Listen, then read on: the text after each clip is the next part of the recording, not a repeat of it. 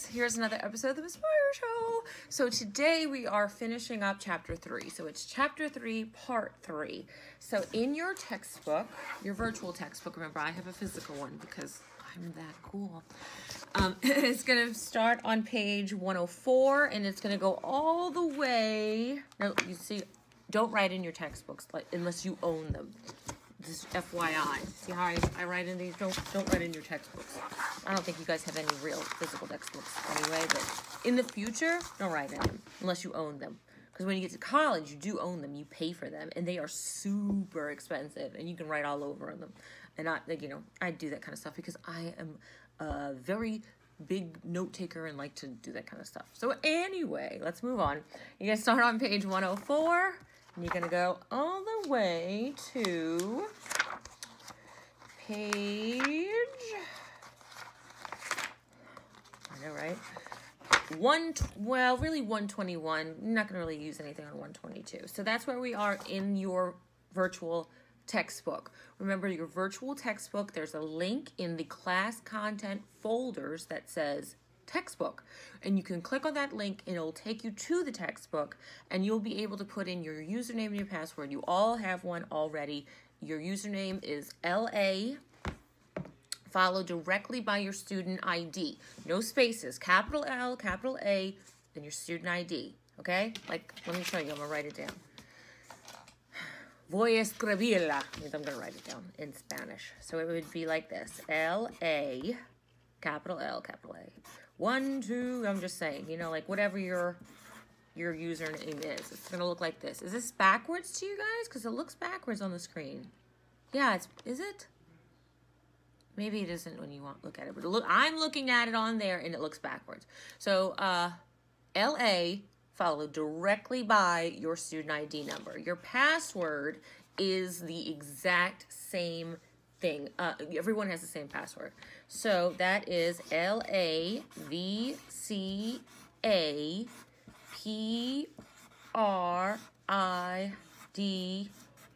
Lavka Pride. See, it's backwards. Maybe when I'm watching it, it's not going to appear because it looks really bad. Okay, so it's Lavka Pride. Everybody the same one, same way. Okay? I guess I should put it like, let me see if I can, oh, well, you know what I mean, okay? I know this is backwards to you guys. Maybe it is, yeah, it's back, well, I don't know. It might be, I don't know, whatever. It's also in the class content folder that says textbook, so it's in there. All right, so let's get started on what we're going to be talking about today.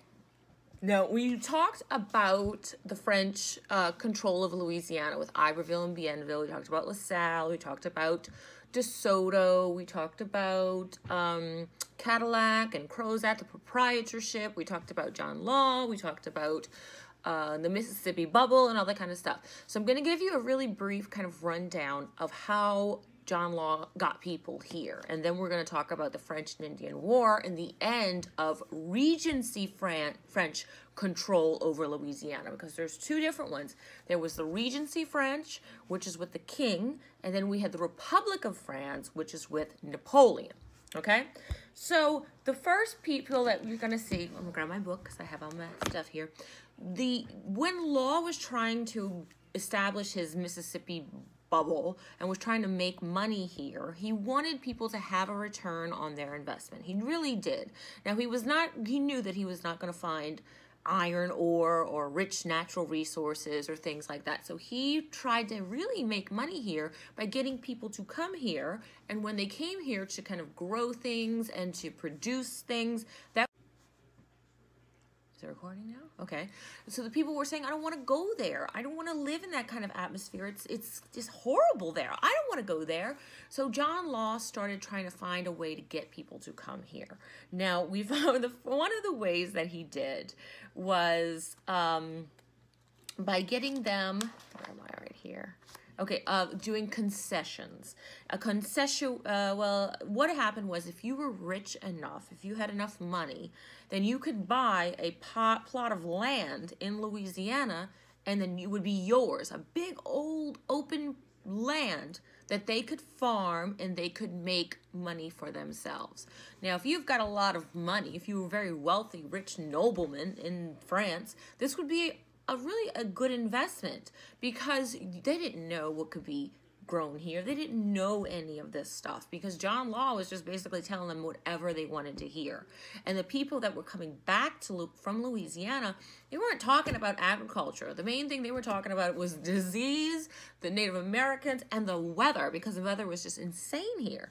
So these rich noblemen were saying, hey, you know, I know that they're talking about the weather and all this kind of stuff going around in Louisiana, but what about the agriculture? Could we grow things there?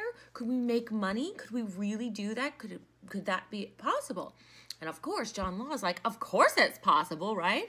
So he goes and he gives this land. They would pay him for huge plots of land. Now, you would think that would be a great way to make money, but there were not very many rich people in France or as aristocracy. This is the time in Regency France when there's a huge gap between the rich and the poor. And that's kind of what feeds into the French Revolution and the I guess would be the capital punishment of King Louis and his wife Marie Antoinette. So this is all building up to that. There's not a lot of middle class. You were either super rich in France or really poor, okay? Now, that's one way that people were coming to France. Then they had indentured servants. Now, these people were not slaves. They were indentured servants. So when they would come here, they were all just coming here based on whatever Law was saying. They had a couple of people that had returned and told them horror stories, but Law was a very smooth talker, very much like Bienville. So he was able to say, hey, you know what? It's really not that bad. They're lying. You're going to love it there. So these people actually paid Law and paid the Mississippi bubble and said, okay, we'll pay you for our travel to get to Louisiana. And once we get there, we're going to work and we're going to make money and we're going to pay for our trip over the course of years. And that is what is an indentured servant. Okay? It's kind of like if you do something, let's say you break a window or something in your neighbor's house and your mama comes and she says, you are going to do X, Y, Z until you make up the money to pay us back for buying that window, okay, or something like that. That was an indentured servant. They were working to earn the money to pay back their debt. It's kind of like a credit card, but when there was no credit card. So it was kind of like that. And these guys were called indentured servants. They were not slaves. They did, when they were finished paying off their debt, they were free. So these are different than the slaves. Then we see criminals, orphans, beggars. I mean, they were trying to get anybody to come here. This is all part of Law's whole Mississippi bubble. He went, rounded up homeless people living on the street. They went to jails and, took out people. One of the judges in French Regency France would say, so either you go to jail, which or at that time was kind of like, no, it wasn't the Bastille. The Bastille was an armory. But so you go to jail or you can go to Louisiana. It was kind of like community service. Do you want to serve time in prison or do you want to do this? Well, prison in Regency France was nothing to write home. You did not want to go there. You were more likely to die in prison than outside of prison. So a lot of people would take this option and they would say, don't send me to Louisiana. I'd rather take my chances there. So we had a lot of criminals, petty criminals, but we did have some serious criminals, murderers and such things like that. They went and started kidnapping drunk people, homeless people living on the street. They would raid brothels and ladies of, ill repute and kidnap them and go throw them over to Louisiana. So it became this kind of place where it was such a bad reputation because all the people that were coming here, not all, but the majority of them were, drunks, homeless people, crazy people from the mental asylum, criminals, ladies of ill repute. I mean, it was this place where, you didn't want to go. You did not want to go. And in fact, it always became kind of like that. That was our kind of, I guess, reputation for a long time. Because when Andrew Jackson came here in the War of 1812 to defend New Orleans in the Battle of New Orleans, he brought his wife. She stayed here for a very small second. I don't know how long, it was longer than a second, but you know what I mean. And then she said, I've got to go. This place is like Sodom and Gomorrah. I can't stay here, because Louisiana had this reputation of this is the kind of people that lived here and the kind of culture that permeated everything. So we had all of these people that were kind of being forced to, not really forced, I guess kind of like highly incentivized, like big time incentive, like, hey, you want to do this, okay? This is going to be better for you than it would be to stay in France, to come to Louisiana, but it still was not enough. So eventually when Law, his Mississippi bubble burst, they had to find different ways to make this colony to continue and to be successful, and by getting people here, because they knew that without a strong, I guess, population, the whole New Orleans, and that's really the big kicker that they were wanting in that Mississippi River, would not be very defendable. And if it wasn't defendable, then Britain could come right in and take it. So they knew that they needed people. And in order to get these people, they needed women. They needed a lot of women to come to the Louisiana. That was a problem, because it was pretty intense to be here if you were a man, but it was even harder if you were a woman. But they knew that without a woman, you don't get children, and without children, you don't get an increase in population. So they really tried to make it very an incentive for women to come. And one of the things that Bienville did, and I really think this is just hilarious, because it was this kind of like Match.com or whatever in ancient Louisiana. Oh my gosh, look at my hair, y'all. In like French Regency, Louisiana. And this is kind of why it was like that.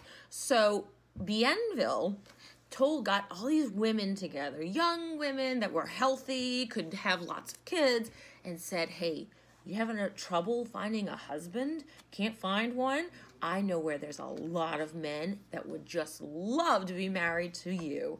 And they're all in Louisiana. And all you have to do is just go. I'll pay for your trip. It'll be great. You'll be wonderful. It'll be lovely. You'll find Mr. Wonderful and live happily ever after. Well, a lot of these girls were like, oh, of course, of course. So they got on this boat, and the boat was called the Pelican. Pretty aptly named, right? And so what they did is they were on this boat, and they were shipped over to Louisiana to meet Mr. Wonderful.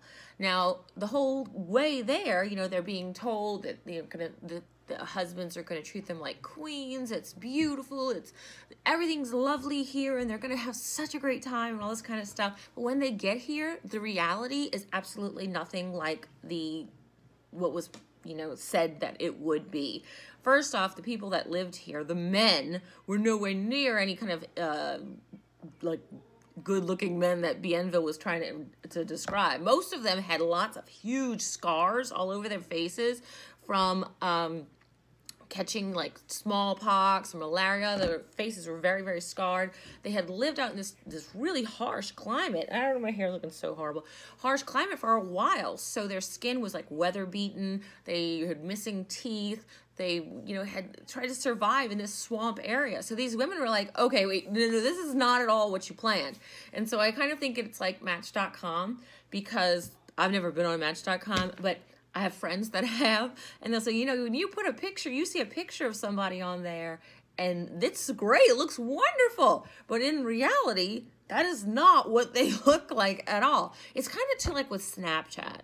You know how when you take a photo, and I'm guilty of it too, you take a photo and you're like, oh, I want to put it on this filter because it looks really good, it looks better. But when you go and you post it, it really doesn't give an accurate representation of what you look like in real life. It isn't, because it's got filters and all this other kind of stuff.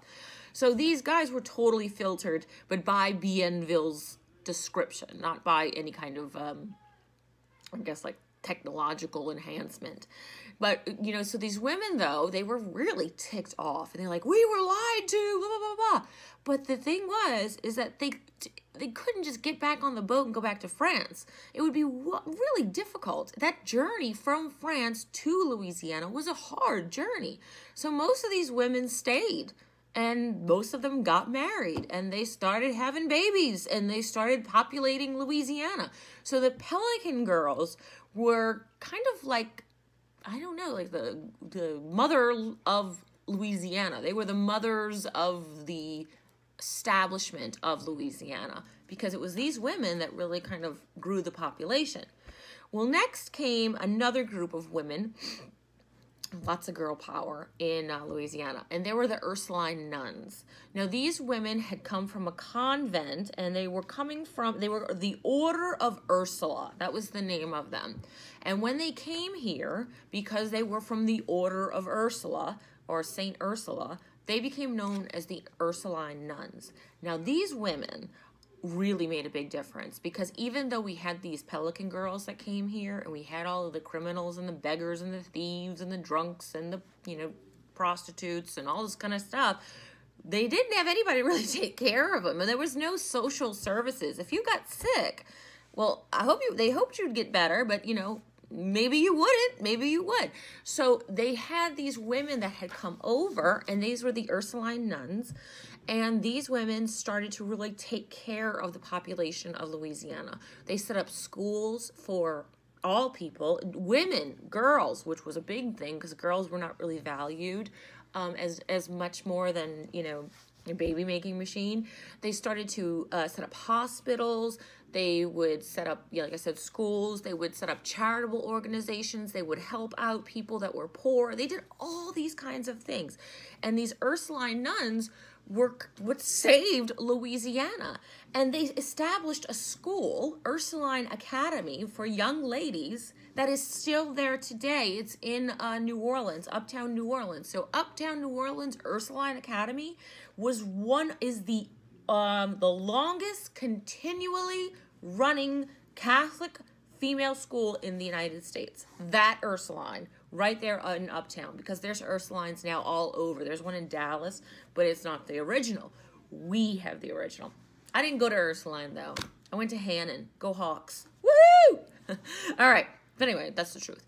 So next, they started having, you know, they saw that they were making, you know, they were making some progress with growing the population with the Pelican girls. Well, the girls were called the Pelican girls because they came over here on a boat called the Pelican. Well, next, they have a group of girls that come over, and they call these girls the Casket Girls. Given the two choices, I would really think I'd rather be called a Pelican girl than a Casket Girl, because come on, that just sounds just twisted. But they call them this because when they came over here, a lot of women were already kind of communicating back to France and saying, hey, you don't know what they're doing to us. They told us we were going to be coming here to marry a bunch of, I don't know, Channing Tatums. Although Channing Tatum, you know, like, just a handsome kind of guy or whatever. And then we got here, and that was not what happened. So they're messaging back their friends, you know, over in France, saying, hey, girl, let me tell you what's going on. This is not true. So in order to get women to come here, France started giving them supplies and saying, hey, guess what? And they would really go with the very poor women, because there was no social programs at this time. You know, if you were extremely poor, then there was no one there to really help you. You didn't have anywhere to turn, so you were going to starve in the streets. So they would go to these poor girls, you know, of childbearing age, which at this time was about 13. So it was not uncommon for 13-year-olds to be married and have kids and all this kind of stuff. And they would give them like a case, like a wooden case, and it would contain clothes and shoes, some maybe an orange. An orange was like big time. That was the dessert. My favorite dessert is a creme brulee, and I make one that is on fire. I love my creme brulee. But anyway, an orange was like the creme brulee for these women, you know. And so they gave them these things, shoes and clothes, a new dress, and some of them for the first time was it was like, you know, the first present they had ever received, the first new dress they'd ever worn, and the first new pair of shoes, the first orange that they've tasted. And for them, this was a huge incentive, because they would say, when you get to Louisiana, there's some more that's going to be waiting for you. So these women were like, sign me up, right? And so because they had these little cases, and the cases were these wooden cases, they kind of look like caskets, which is pretty much a coffin. They were called the casket girls. So they came over with, you know, again, with the purpose of increasing the population of the colony. So they, you know, that's why they were here. So they were two different groups of women. A lot of people, you know, they say, oh yeah, the casket girls, but they were really the Pelican girls. They were the same group of girls. No, they were not. Which one of us is the doctor here, or almost the doctor? The Pelican girls came first. They came on a ship called the Pelican. The casket girls came next. They came with little boxes that looked like coffins. So that's why they were called the casket girls. Just remember that, because some people don't want to listen. They just don't want to listen. So you know the truth. All right, so next we're going to talk about the next group of people to come to Louisiana in mass, which means a huge amount. And this was because the people, the concessions that were given to the wealthy, this huge plots of land, and there was lots of stuff to, you know, area and ground to cultivate, stuff that the French had no idea were doing. So they started to import slaves from about West Africa. And they were importing the slaves with the purpose of selling them to these huge landowners to do hard labor. They were sold as property. They came here to New Orleans and to Louisiana to be sold as, you know, as slaves. Now, the slavery was practiced big time in New Orleans. New Orleans was actually one of the largest slave port and a slave auction center. So when that happened, you had all these slaves coming in. You had people that were buying them in order to cultivate crops and things like that. Now, not all of the slaves that had come from West Africa at this time came to do like work in the fields. They were doing all kinds of stuff. You know, if they had a specific a talent or a trade, they could work as blacksmiths, as cooks, as, you know, military sometimes, working in the field, building homes. The women could be wet nurses. They would work inside the house. They would do ladies' maid stuff. So they were, not all of them were forced, hey, go work in the fields. They were all over in every aspect of life in Louisiana. You had slavery had made the population of the slaves, the African population in Louisiana, was by 1732, enslaved Africans outnumber the European colonists.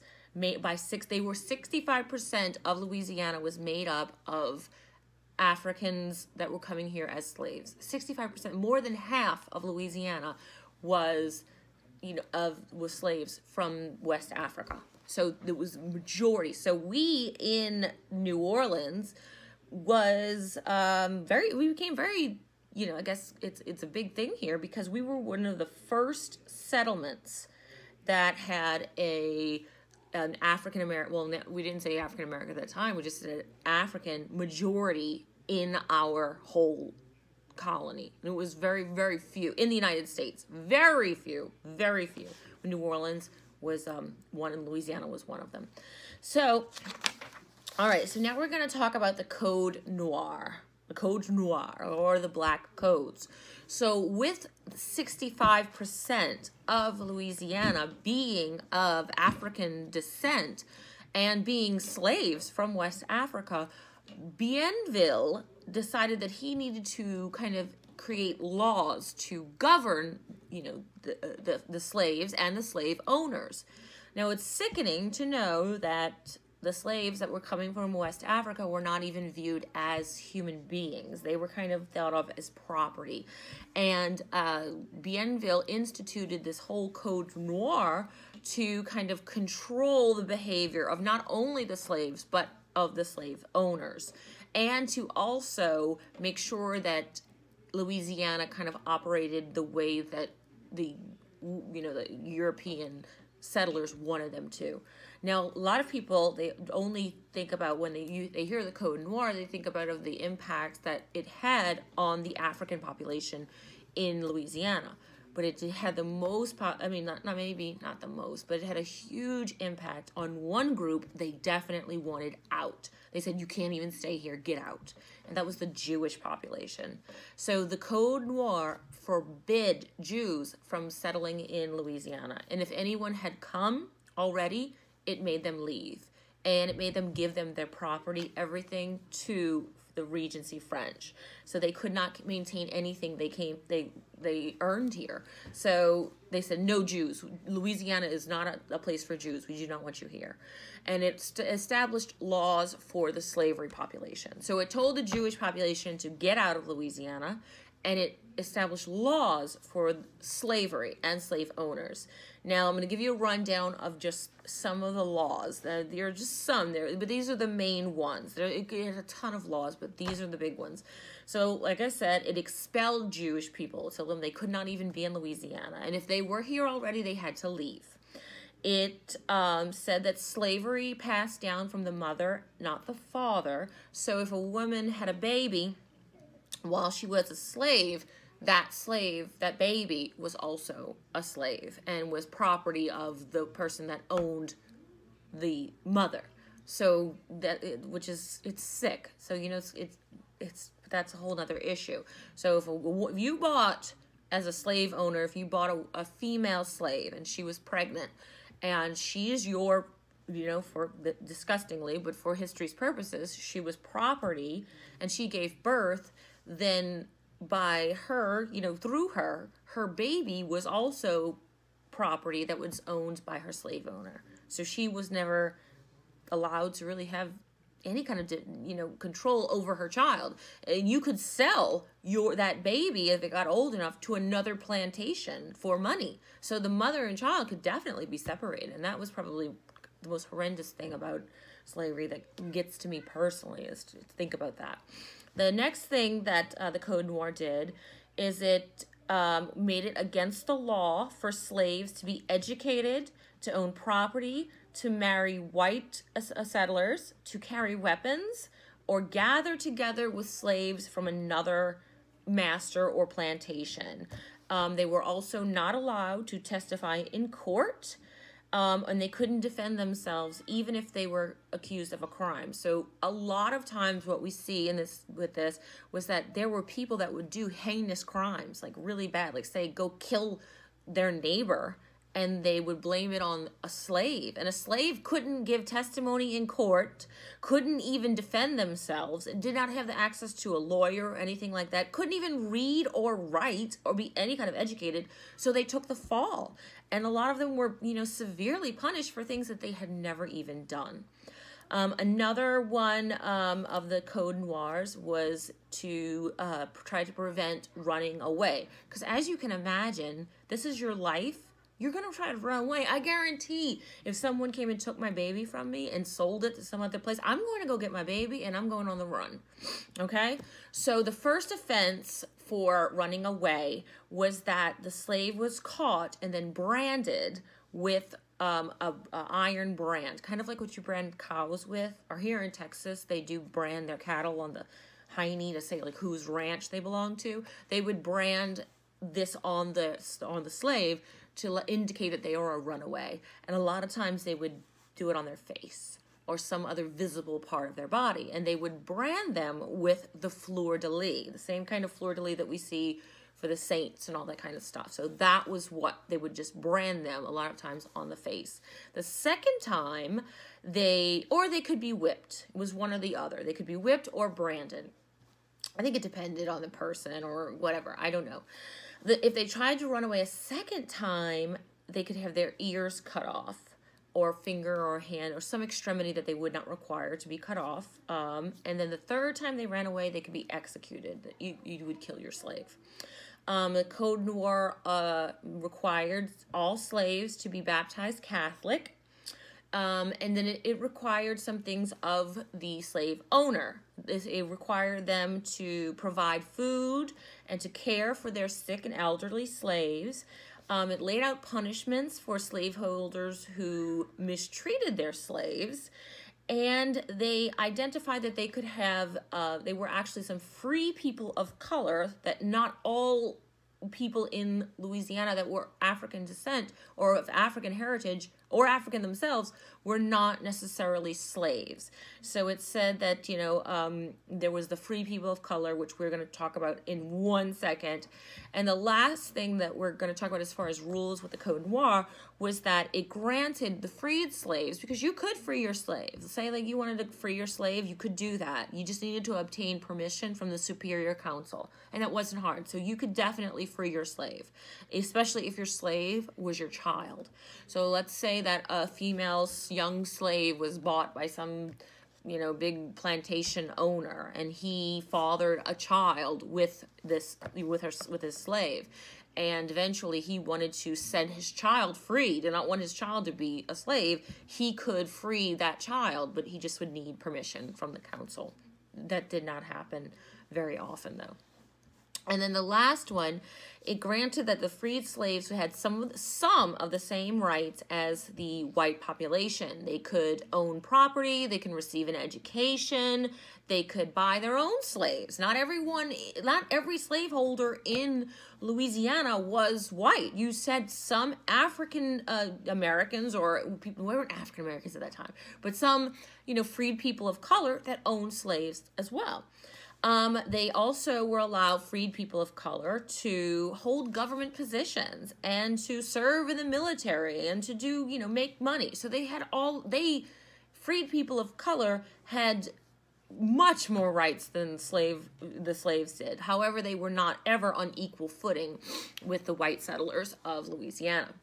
Now, excuse me, voodoo comes along during this time as well. So when you start seeing a lot of the slave population coming to Louisiana, when we see the huge majority, of 65% being of African descent, they brought with them their own religion. Now, they were supposed to have been baptized Catholic, and of course they probably were, and they were forced to be, attend Mass and things like that. But they brought their own religion with them from over in West Africa, and their religion included lots of spiritual chants and dances and charms and things like that.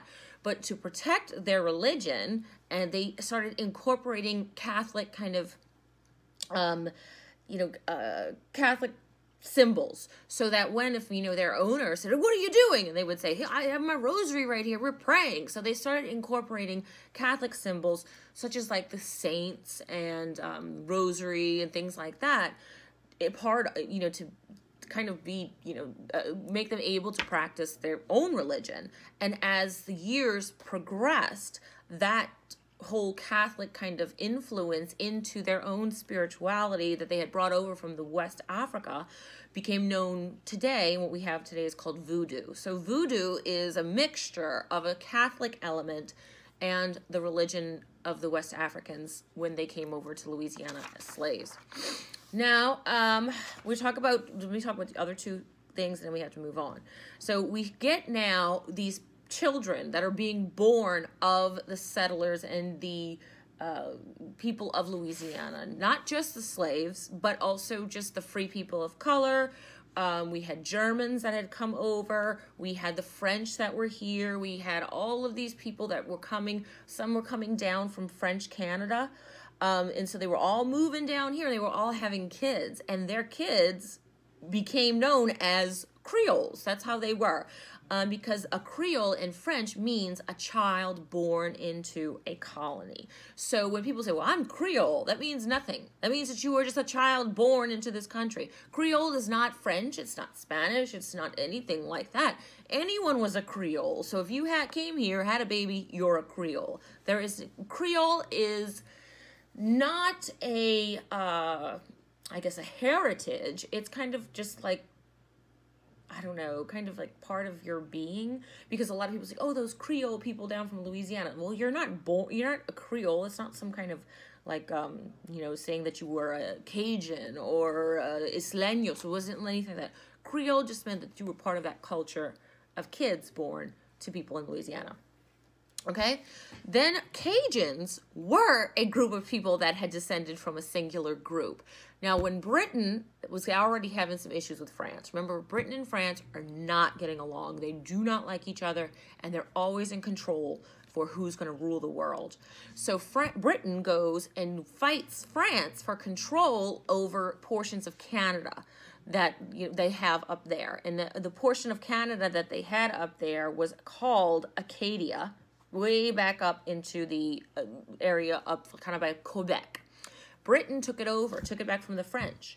And when the French people that were living there saw that Britain was going to come, you know, they hated Britain. They said, we're leaving. And the British said, good, because I was going to kick you out anyway. So the Acadians that were living near Quebec in Acadia in what is now Canada moved down all the way here to the Louisiana area, way like past New Orleans down into like the Bayou area. They moved here because Louisiana was a French huge colony, and it was really going to be easier for them to come here than it would be to go to France. So the Cajuns, and what we call Cajuns, are descendants of the Acadians who had come down with, they called it Le Grand Derangement, or means the Great Upheaval. And they came down here because they did not want to be with the British. The British were kicking them out of their homes anyway. So they came down to Louisiana to find a place to live. So if you are Cajun or Cajun French, your ancestry and your heritage come from the French people that were living in Acadiana in French Quebec. Okay? So that's what the Cajuns are. Okay? So now we're going to talk about the end of Regency French Louisiana. All right, so Louisiana at this time, you know, was predominantly ruled by the French, but the British were always fighting for control. They were always saying, you know, oh, we want to be in control. This is our land. This is what's going on. Well, there's lots of issues that are moving up towards what we call the French and Indian War. There are 3 different wars that we're going to talk about in class. They kind of play into the French and Indian War, and they kind of were based on the French's, as we have more French people coming over to colonize Louisiana, that's more land. And if you guys remember, the French decided to come to Louisiana not because they wanted to take over their land, but they really wanted to trade and things. That was their first initial operative. So that's why there was a kind of like a repertoire between France and the Native American population of Louisiana. Well, once more French people are coming here, once we've got, you know, all these people and these kids and all these, it's just growing, and all the Acadians and the Germans and all this stuff, they're Native Americans who were originally were like, hey, we don't want your land, we just want to be friends. We're told you got to leave because we need your land for the people that are coming. So that created a lot of animosity between the French and the Native Americans. Well, Britain seized on that opportunity and said, hey, guess what, Native Americans, we can help you defeat these French that are taking your land. And so that kind of really plays. The Native American population is truly manipulated, not just by England, but also by France, to fight for domination of Louisiana. Now, all of that leads up to the French and Indian War. Now, in Great Britain, it's called the 7 Years' War, I believe. Let me make sure to check and see. I'm pretty sure it is, but, you know. Yes, 7 Years' War. Okay, so Britain and France were fighting over this portion of the United States called the Ohio River Valley. Now, this was a very, very lucrative, remember when I told you lucrative, what it means, was a very, very, very lucrative a place because of fur trading. Now, you guys remember when I told you about fur trading? Fur was like the end-all, be-all. You wanted fur. For one thing, especially in Europe, it's super cold. Okay, I thought that Dallas was cold because Dallas is crazy. We have harsh summers and super harsh winters where it's so cold. Like, I feel like down to my bones. I'm so cold. It's so cold here. Anyway, but it's even worse over in Europe. You have no idea. So there was no like heating and, you know, they have fireplaces and things like that, but it was nothing like to keep you necessarily truly warm. So they relied a lot on furs and things like that to help people stay alive because you can die from the cold, from exposure. So both England and France wanted the Ohio River Valley because it was a great spot for fur trapping and for getting this fur and then sending it over to Europe to be sold. Well, it came to a head. It came to a battle, and it started in 1754 when Virginia, which was part of the British colonies, remember the 13 original colonies, Virginia was over there, a Virginia militiamen, maybe were kind of like British soldiers, led by a very, well, was it led by him? Yeah, it was. And they were led by a very big time, you know, general at the time that was really growing in the ranks. Now, this general and the British forces came and fought the French that were in Pennsylvania that were trying to gain control of that Ohio River Valley. Well, the French were no match for the British and their general. I mean, their general was very, very knowledgeable, and it was very clear that if they had to come to an actual war, that France would lose, especially with people like this on their side. And that general was our first president, George Washington.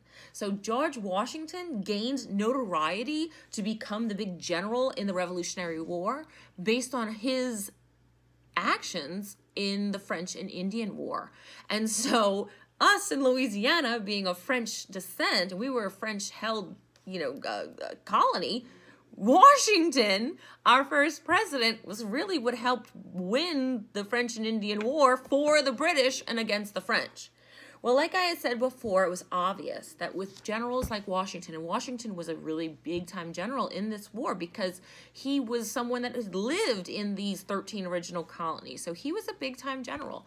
So the French were no match. They were no match for Washington, no match whatsoever.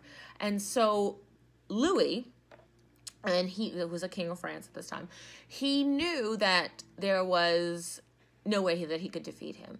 So he knew that he was going to have to kind of say, okay, surrender, put the white flag in the air. But he did not want France to get Louisiana. He did not. He said, you know what? When I go to surrender, I'm going to have to surrender my claims to the land in the North America. That's what was going to happen. Whoever lost the war was going to have to just relinquish control over the land that they had acquired in North America. Well, that for France would mean their whole entire area with Quebec all the way up there and Louisiana. And they did not want that because they knew if they did that, then Britain would have control over that Mississippi River, and they didn't want it. So they called up Spain. And remember how I told you guys the enemy of my enemy is my friend? And they said, listen to me, Spain. Let's work together that I can give you Louisiana and you can hold on to it for me. And then when the time is right, I'm going to take it back. Well, Spain said, that's the dumbest deal ever. I do not want to do that. But then they thought and they said, okay, wait. Our biggest money maker, where we make the money, Spain, is in Mexico and the whole area of South America. That's where they were making bank. They were making gold. That's where they were making all their money, right there in South America. And France said, well, guess what? If you don't want to help us and you let Britain take control of Louisiana and New Orleans, they're going to be right next door to your whole gold mine thing going down in South America. So what's to stop them from taking control over all of your stuff? Because they're going to be right next door to it. And you're not going to know what to do. So I don't know, it might be lucrative for you to take control of Louisiana for us. So they said, okay, that sounds like a really good plan. So they wrote up a treaty that basically said Spain was holding on to Louisiana until France could take it back. And that treaty was a secret treaty, and it was called the Treaty of Fontainebleau. And that's what it said. It just kept New Orleans out, and Louisiana out of British hands. Now, the War of 1812, the French and Indian War did come to a head because France knew they were losing. And once they had signed the Treaty of Fontainebleau with Spain, they were able to go to France and say, okay, we surrender. We just surrender. So when they surrendered, they signed the Treaty of Paris of 1763. It's important to know that this one was of 1763. This is not the Treaty of Paris that ended the Revolutionary War, which would come later. This was the first one. So they went and they signed this treaty. And the reason that they're called like the Treaty of Paris, the Treaty of Fontainebleau, the Treaty of XYZ was because that's where they were signed. Okay. So the Treaty of Paris of 1763 gave Britain control over all of France's land, with the exception of Louisiana. It also took away Spain's claim to Florida. So it basically just split down the middle what was North America, what was known of North America. Everything that was east of the Mississippi River would belong to England, and everything west of the Mississippi River would belong to Spain. France was nowhere in this game because they were told they had to get out because they had lost the war. Well, France was like, remember what I said, Spain, we're coming, we're going to want this back, all right? And Spain said, you know, okay, we understand that's what's going on.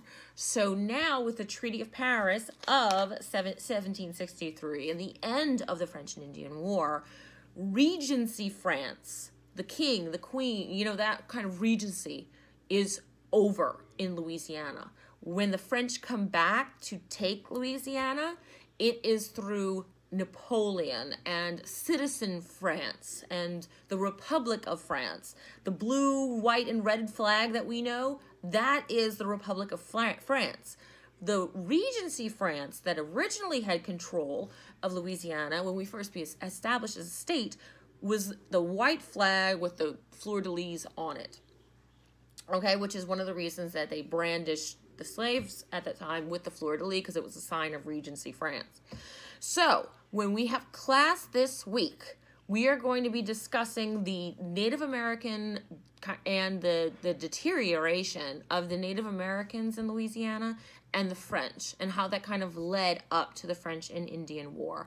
And we're going to be discussing the Treaty of Fontainebleau and all those other kind of things. So for this week, I want you to read these pages in your textbook. It's not a lot. And just really focus on understanding these things, these key components that I've taught you through here in the Miss Meyer Show, and the things that we would cover in class. So your code word for this Miss Meyer Show, it was given by Vivian, and I don't know why, but I was like, what do you think the code word should be? And now remember, she's 5, but it's star stable. I don't understand. So star stable. I don't know. Who knows? All right. So that is all that I have for you today, guys. Have a wonderful week, and I will see you in class. And if you are invited to a small group session, you are required to come. So I will see you there. Bye.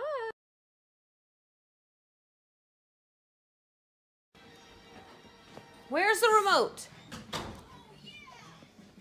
Did you see the remote in there? Where'd you put it? Look underneath the sofa. I cannot watch PJ Masks anymore without losing my mind. Okay? Yes. Yes. So find the remote. Okay.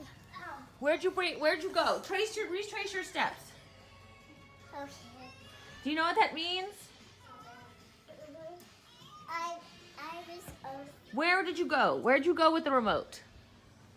nowhere. I just come in here and I wanted to put it on and I Yes, put it I back know. on the tray. You didn't you put it back on this tray right here? Yes. This one? Yes, but it was gone. Now it's gone. So where'd it go? I don't know. Maybe the cat got it. The cat took it? I find that highly implausible. I think that. However improbable could also be. I'm not talking about PJ Masks. Vivian, she took the remote and she put it on, and then wait, the sound's off. I know. Who hit the sound? Did you hit the sound? Did you find the remote? No, I just got the necklace. Oh gosh, Well, you gotta hope so. that's so mean. Somebody better find this remote. I can't lose it. Who had it last Vivian, time? Where? I don't. Vivian, where did you last have the remote? I put it back on the tray when I was watching it. But it's not there anymore. I know. Where did you put it after put it on the tray? I found Marshall. Oh my word. Y'all find it. Vivian, did you go in the mommy's room? No. Did you go in the kitchen? No. Oh, this is please y'all, come on. What's wrong? Did you steal the remote? Is the remote on the table? I took in the kitchen. Vivian Lee! I Oh my gosh. But, good, because we probably need that one too.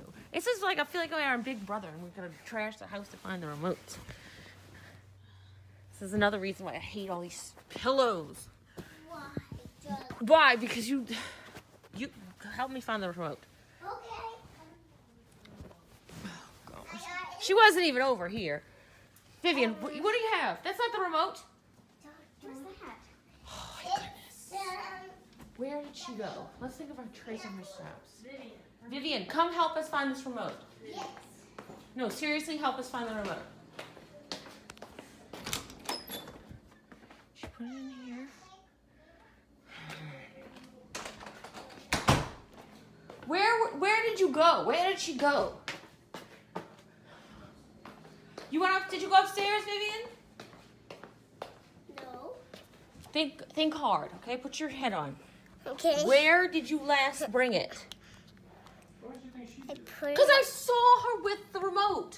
It has to be in here. Did you put it upstairs? Vivian, did you put it upstairs? No, I didn't. Okay, when you took the remote, what'd you do with it? You put on PJ Masks, and then what'd you do? I put it on the tray and it was It's gone. not on the tray.